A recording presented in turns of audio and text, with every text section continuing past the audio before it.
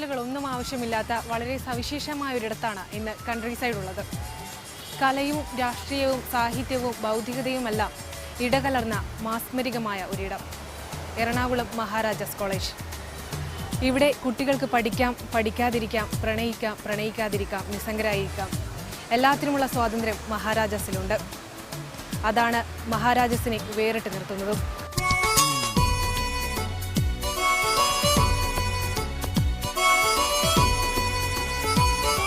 1845 കൊച്ചിൻ സർക്കാർ ഒരു English medium സ്കൂളായിട്ടാണ് Maharajas തുടങ്ങുന്നത്. 1875 കോളേജ് നിലവിൽ വന്നു. 1925 മഹാരാജാസ് എന്ന ഈ കോളേജിന് പേര് നൽകുന്നത്.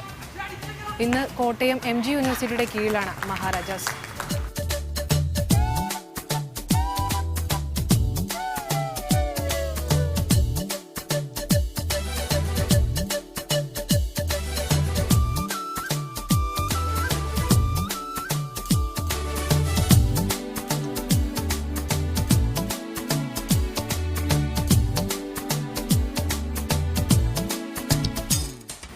ഏതാണ്ട് 140 വർഷം പഴക്കമുള്ള മുത്തശ്ശിമരത്തിൻ്റെ ചുവട്ടിലാണ് ഞാനിപ്പോൾ നിൽക്കുന്നത്. ഇതുപോലെ തന്നെ ചെറുതും വലുതുമായി ഒത്തിരി തണൽവൃക്ഷങ്ങൾ മഹാരാജാസിനകത്തുണ്ട്. ഈ തണൽവൃക്ഷങ്ങളാണ് മഹാരാജാസിനെ സമ്പന്നമാക്കുന്നതും.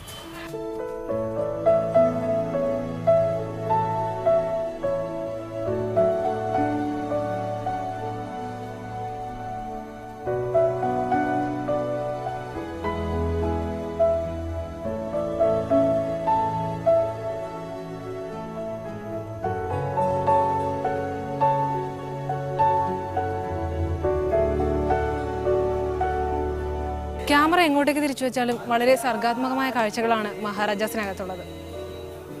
അങ്ങനെ ഒരു കാഴ്ചയാണ് നിങ്ങളിനി കാണാൻ പോകുന്നത്.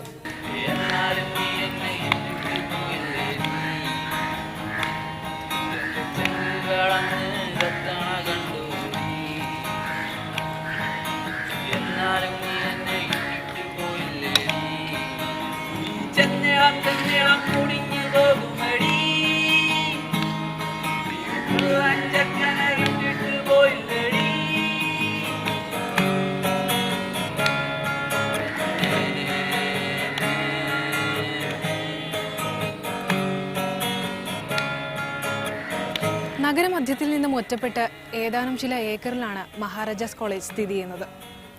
പുറത്തുനിന്ന് നോക്കുമ്പോൾ ഒറ്റപ്പെട്ട ഒരു തുരുത്ത്. ഇവിടുത്തെ ജനാധിപത്യ സ്വഭാവവും കുട്ടികൾക്ക് ലഭിക്കുന്ന സ്വാതന്ത്ര്യവുമാണ് മറ്റു കോളേജുകളിൽ നിന്ന് മഹാരാജാസിനെ സവിശേഷമാക്കുന്നത്.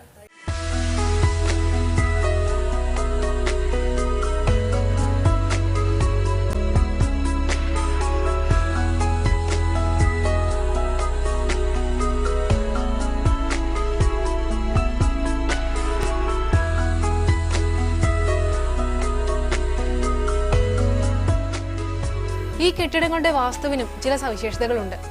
അതിലൊന്നാണ് ഈ കാണുന്ന പിരിയൻ ഗോവണി. ഇവിടുത്തെ മറ്റു ഗോവണികളും തടിയിൽ തീർത്തതാണ്.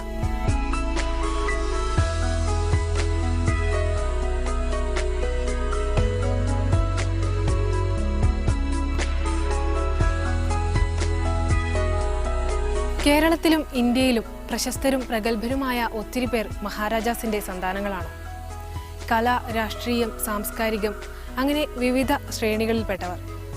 Padmashri Mammootty, professor MK Sanu, AK Antony, doctor KS Radhakrishnan, doctor VP Gangadharan അങ്ങനെ ഒത്തിരി പേർ മഹാരാജാസിന്റെ സംഭാവനകളാണ്.